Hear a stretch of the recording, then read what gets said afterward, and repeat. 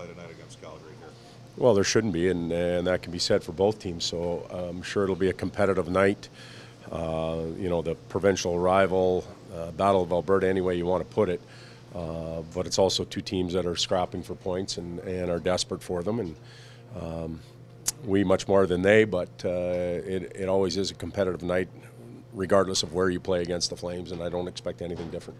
This team has had a lot of success against the Flames recently, obviously including last year in the first game between the two teams.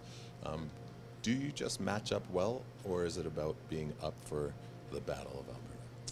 Well, I think to win games you have to be up.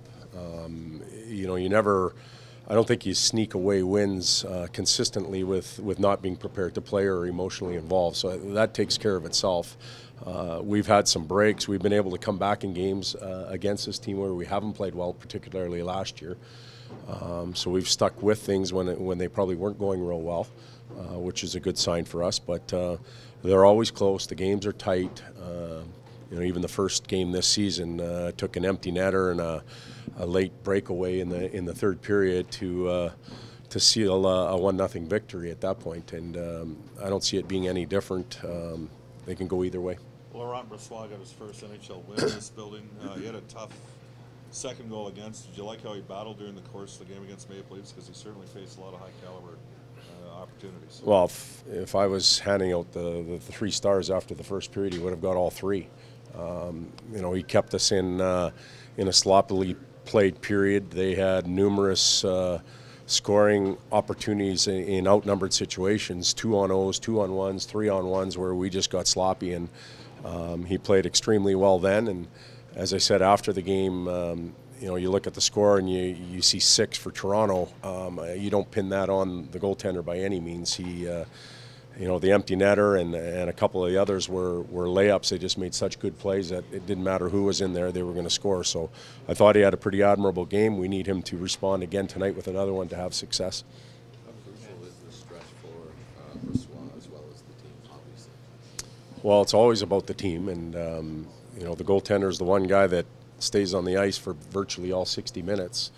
And it's important for him to play with confidence and to exude confidence in himself and our group, and vice versa. We've got to take care of him when he's in the net. And we did a poor job of that in period 1 against Toronto, and a much better job in periods 2 and 3. And everybody's performance goes up when they get help.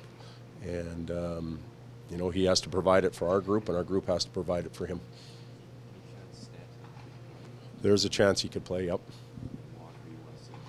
He's not even here yet, so you got to get up in the morning and fly from Washington to Calgary. I'm sure it's a milk run, and you got to make a few stops, and you don't get to skate with your team. He's not playing tonight.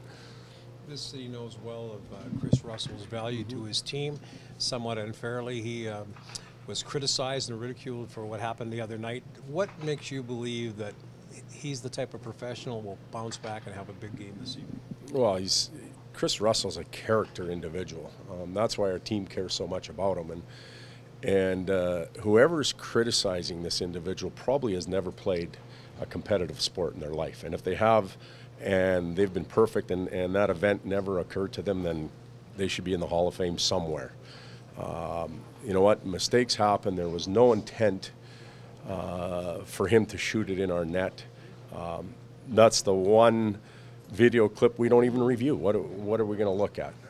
But what he means to our team, and I know all the analytic nerds out there find ways to run him into the ground. He means a lot to our team. Every single one of those players, regardless of the goal the other night that he put in his own net, would tell you that any day in any place. And I'm pretty sure a lot of the guys in that locker room down the hallway would tell you the same thing. So analytics that if you want. Patrick Laine scored one on his net last year. Yeah, you know what? Great players do it. Odds are Patrick Laine is going to go down in the history as one of the best scorers in the league, and he happened to put one in his net as a very young player. And it was impressive to see the Winnipeg Jets coaching staff and players take care of a young rookie there, just as it was for our team to take care of a veteran that they appreciate effort from every night. Chance to have a Larry. Yep.